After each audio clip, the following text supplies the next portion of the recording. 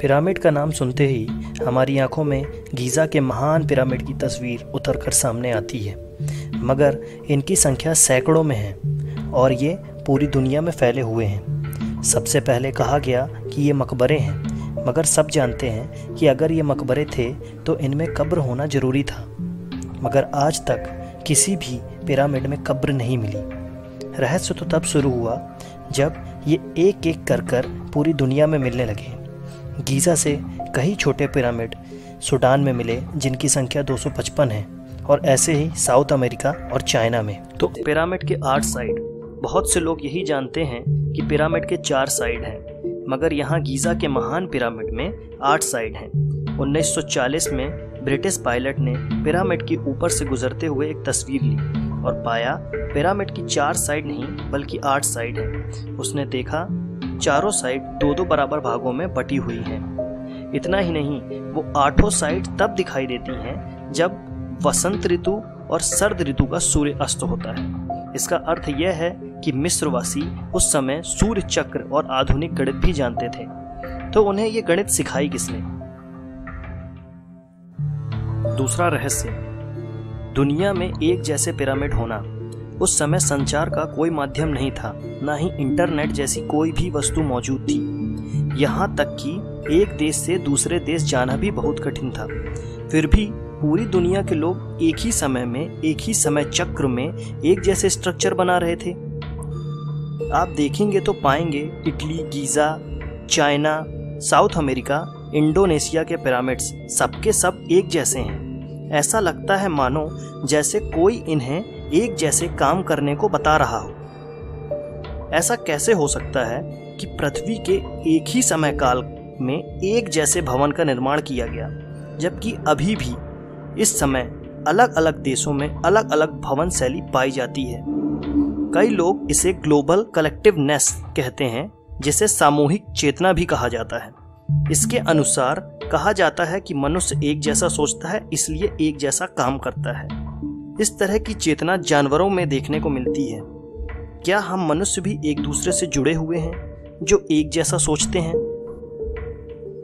तीसरा रहस्य, क्या पिरामिड मकबरे थे? दुनिया में इतने पिरामिड मौजूद हैं, फिर भी किसी एक पिरामिड में भी कब्र नहीं मिली।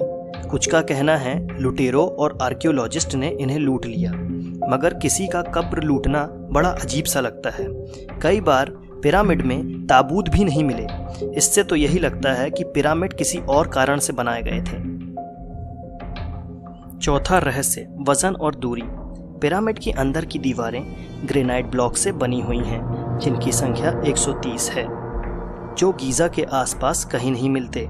इन्हें 500 मील दूर से लाया गया था। हर ब्लॉक 12 से 20 टन का है।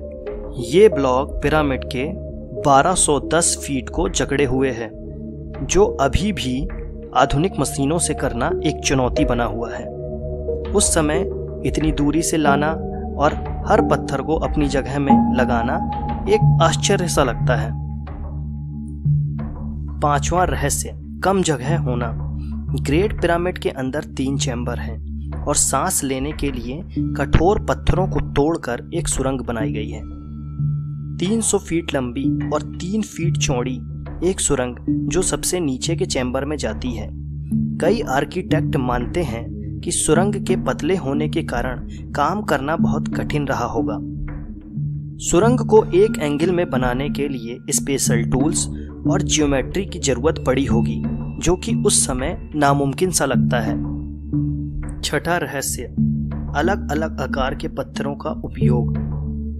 पिरामिड को बनाने के लिए 2 मिलियन पत्थरों के टुकड़ों का उपयोग किया गया, जो कि अलग अलग आकार के थे, जिससे किसी भी परफेक्ट स्ट्रक्चर को बनाना बहुत कठिन हो जाता है। इसके बाद भी ऊपर का चैम्बर परफेक्टली हॉरिजॉन्टल है, जिसे बनाना अभी भी असंभव सा लगता है।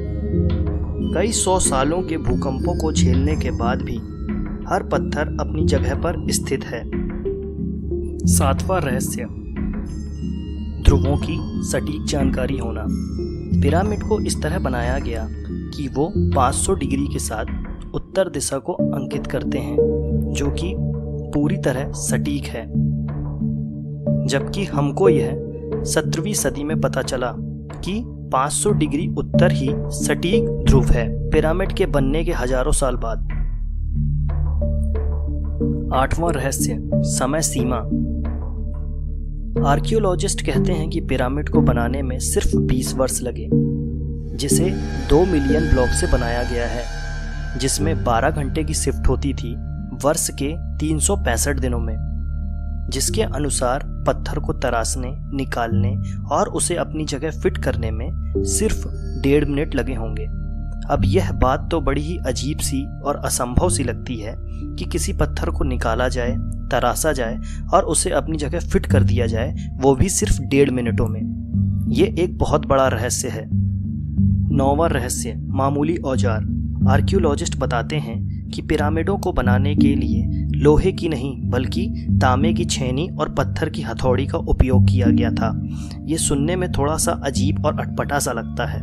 आज हम 21वीं सदी में हैं, हमारे पास सुपर कंप्यूटर, क्रेन्स और पावर टूल्स हैं।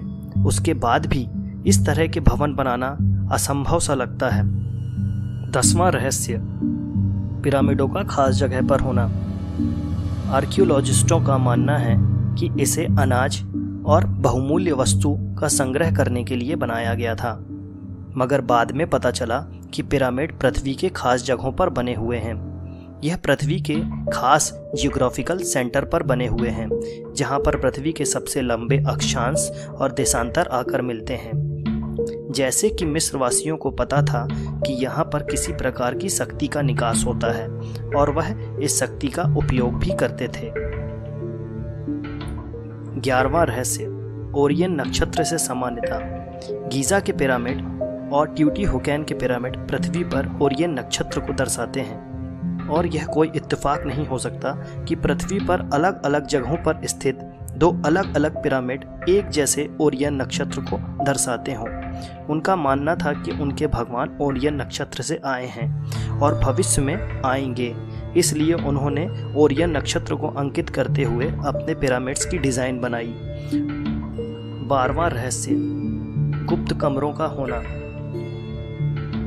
पिरामिड के नीचे कई सुरंगें और कई गुप्त कमरे दबे हुए हैं। जब वैज्ञानिकों ने सोनार टेक्नोलॉजी का उपयोग किया तो पाया कि कई ऐसे रास्ते और गुप्त कमरे हैं जिनकी अभी भी जानकारी हमें नहीं है और हमारी पहुंच से दूर हैं। हम तो बस थोड़ा ही जानते हैं। ये बड़ा अजीब सा लगता है कि इतने बड़े भवन में सिर्फ कुछ ही कमरे हैं।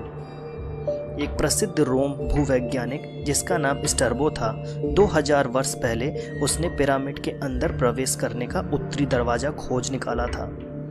तो उन रहस्यमयी कमरों